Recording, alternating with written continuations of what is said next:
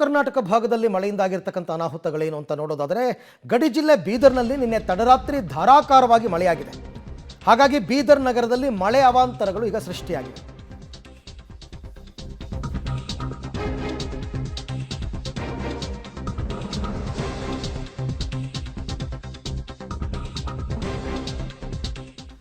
ಬೀದರ್ ನಗರದಲ್ಲಿ ಮಳೆ ಅವಾಂತರಗಳು, ಯಾಕೆಂದರೆ ಧಾರಾಕಾರ ಮಳೆಗೆ ಜಿಲ್ಲಾ ಕ್ರೀಡಾಂಗಣ ಸಂಪೂರ್ಣ ಜಲಾವೃತವಾಗಿದೆ.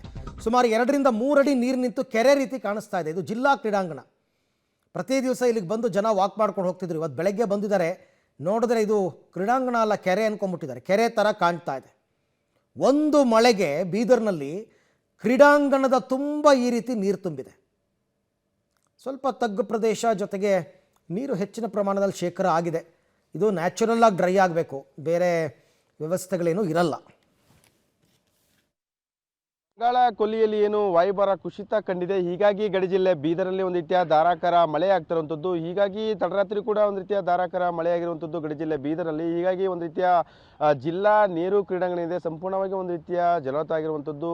ಒಂದು ರೀತಿಯ 2 ರಿಂದ 3 ಅಡಿ ನೀರು ನಿಂತು ಕೆರೆ ಅಂತ ಇರುವಂಥದ್ದು. ನಾವೀಗ ಒಂದು ಬೀದರ್ ಜಿಲ್ಲಾ ಏನು ನಗರದ ಕ್ರೀಡಾಂಗಣ ಇದೆ, ಆ ಕ್ರೀಡಾಂಗಣದಲ್ಲಿ ಇದ್ದೀವಿ. ನೋಡ್ಬೋದು ಯಾವ ರೀತಿ ಒಂದು ರೀತಿಯ ಸಂಪೂರ್ಣವಾಗಿ ಜಲವೃತ ಆಗಿರುವಂಥದ್ದು, ಒಂದು ರೀತಿಯ ಸಂಪೂರ್ಣವಾಗಿ ಕೆರೆ ಅಂತ ಇರುವಂಥದ್ದು ಈ ಒಂದು ಜಿಲ್ಲಾ ಕ್ರೀಡಾಂಗಣ ಅಂತ ಹೇಳ್ಬೋದು. ಯಾಕಂದರೆ ಬಹುತೇಕ ಏನು ಬಂಗಾಳ ಕೊಲ್ಲಿಯಲ್ಲಿ ಒಂದು ರೀತಿಯ ವಾಯುಭಾರ ಕುಸಿತ ಆಗಿದೆ, ಹಾಗಾಗಿ ಒಂದು ರೀತಿಯ ಸೈಕ್ಲೋನ್ ಎಫೆಕ್ಟು, ಹೀಗಾಗಿ ಧಾರಾಕಾರ ಮಳೆ ಆಗ್ತಿರುವಂಥದ್ದು ಕಂಟಿನ್ಯೂ ಆಗಿ 3-4 ದಿನಗಳಿಂದ. ಹೀಗಾಗಿ ಗಡಿ ಜಿಲ್ಲೆ ಬೀದರಲ್ಲಿ ಅವಾಂತರಗಳು ಸೃಷ್ಟಿ ಆಗ್ತಿರುವಂಥದ್ದು. ಈ ಒಂದು ಪರಿಣಾಮವಾಗಿ ಇವತ್ತು ಏನು ಒಂದು ನಗರದ ಜಿಲ್ಲಾ ಕ್ರೀಡಾಂಗಣ ಏನಿದೆ, ಒಂದು ನೀರು ಕ್ರೀಡಾಂಗಣ ಸಂಪೂರ್ಣವಾಗಿ ಜಲಮುಕ್ತ ಆಗಿರುವಂಥದ್ದು, ಸಂಪೂರ್ಣವಾಗಿ ಒಂದು ರೀತಿಯ ಕೆರೆ ಅಂತ ಆಗಿರುವಂಥದ್ದು. ಒಂದು ರೀತಿಯ ಏನು ಇಲ್ಲಿ ವಾಕಿಂಗ್ ಮಾಡಲು ಬರ್ತಾ ಇದ್ರು, ಆ ಒಂದು ವಾಕಿಂಗ್ ಮಾಡೋಂಥ ಸಂದರ್ಭದಲ್ಲಿ ಬಂದಂಥ ಜನರು ಇವತ್ತು ಈ ಒಂದು ಜಲವೃತ ಆಗಿರುವಂಥ ಏನು ಜಿಲ್ಲಾ ಕ್ರೀಡಾಂಗಣ ನೋಡಿ ಸಂಪೂರ್ಣವಾಗಿ ಓಕೆ, ಬಟ್ ಅದು ಇನ್ನೇನು ಮಾಡೋಕ್ಕಾಗಲ್ಲ ಸದ್ಯಕ್ಕಂತೂ. ಮಳೆ ಜಾಸ್ತಿ ಆಯಿತು ಅಂತಂದರೆ ಇದು ನೀರು ಕಂಟಿನ್ಯೂ ಆಗುತ್ತೆ.